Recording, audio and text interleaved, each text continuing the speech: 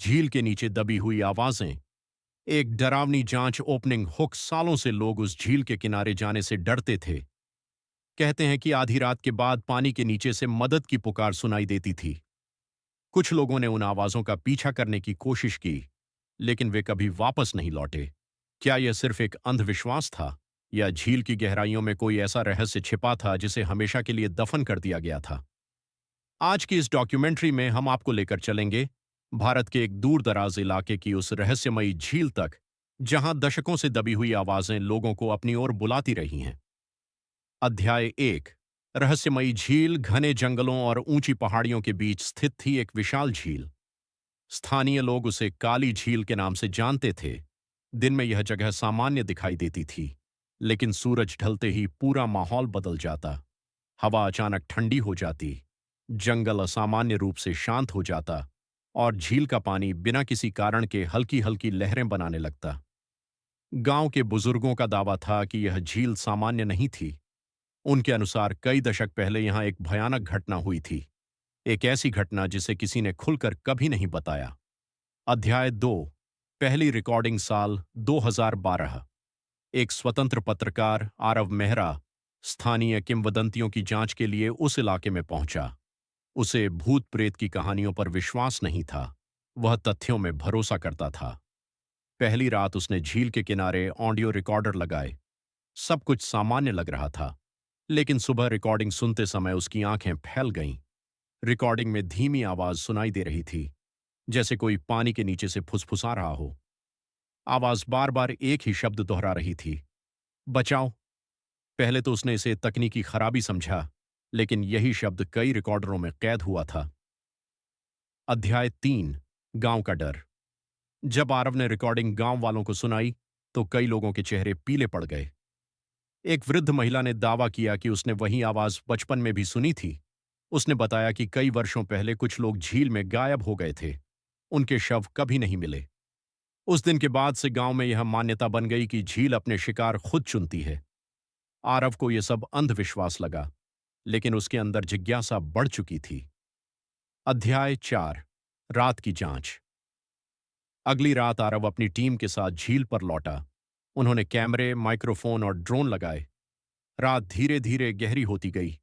घड़ी ने 12 बजाए, और तभी झील की सतह पर गोलाकार लहरें बनने लगीं। हवा पूरी तरह बंद हो चुकी थी, फिर भी पानी हिल रहा था। कुछ सेकंड बाद माइक्रोफोन में एक तेज आवाज दर्ज हुई। यह स्पष्ट रूप से किसी इंसान की चीख थी। टीम के सभी सदस्य सन्न रह गए, लेकिन आसपास कोई मौजूद नहीं था। अध्याय 5। पानी के नीचे का रहस्य। अगली सुबह टीम ने सोनार उपकरण मंगवाए। उनका उद्देश्य झील की तलहटी का सर्वेक्षण करना था। कई घंटों की जांच के बाद एक अजीब संरचना दिखाई दी। झील के सबसे गहरे हिस्से में पत्थरों से बना गोलाकार ढांचा मौजूद था। ऐसा लग रहा था जैसे किसी प्राचीन निर्माण को जानबूझकर पानी में डुबो दिया गया हो। यह खोज चौंकाने वाली थी, लेकिन असली रहस्य अभी बाकी था। अध्याय 6। भूली हुई फाइलें। जांच के दौरान आरव को जिला अभिलेखागार में एक पुरानी फाइल मिली। उसमें 1968 की एक रिपोर्ट दर्ज थी। रिपोर्ट के अनुसार उस स्थान पर कभी एक छोटा गांव हुआ करता था। एक रात अचानक भारी भूस्खलन हुआ। पूरी बस्ती पानी और मिट्टी के नीचे दब गई। सैकड़ों लोग लापता हो गए।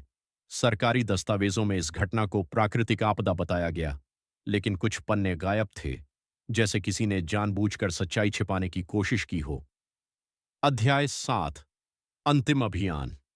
सच्चाई जानने के लिए टीम ने गोताखोरों की मदद ली। रात के समय एक विशेष कैमरा झील की गहराइयों में भेजा गया। शुरुआत में सब सामान्य था। फिर कैमरे ने कुछ रिकॉर्ड किया। कीचड़ के बीच टूटे हुए घरों के अवशेष दिखाई दिए, पत्थर की दीवारें, डूबी हुई गलियां, और फिर कैमरे के माइक्रोफोन में दर्ज हुई वही आवाज, लेकिन इस बार शब्द अलग थे। हमें भूल मत जाना। पूरा कंट्रोल रूम खामोश हो गया। अध्याय 8। भयावह खोज। रिकॉर्डिंग को कई विशेषज्ञों ने जांचा। कोई तकनीकी त्रुटि नहीं मिली, कोई रेडियो हस्तक्षेप नहीं मिला, कोई स्पष्ट वैज्ञानिक कारण सामने नहीं आया। इसी बीच गोताखोरों को झील के नीचे एक स्मारक जैसी संरचना मिली। उस पर मिटे हुए नाम उकेरे गए थे, संभवतः उन लोगों के नाम जो कभी इस जगह पर रहते थे। ऐसा लग रहा था जैसे पूरा गांव पानी के नीचे दफन हो चुका था। अंतिम खुलासा कुछ महीनों बाद आरव ने अपनी रिपोर्ट प्रकाशित की।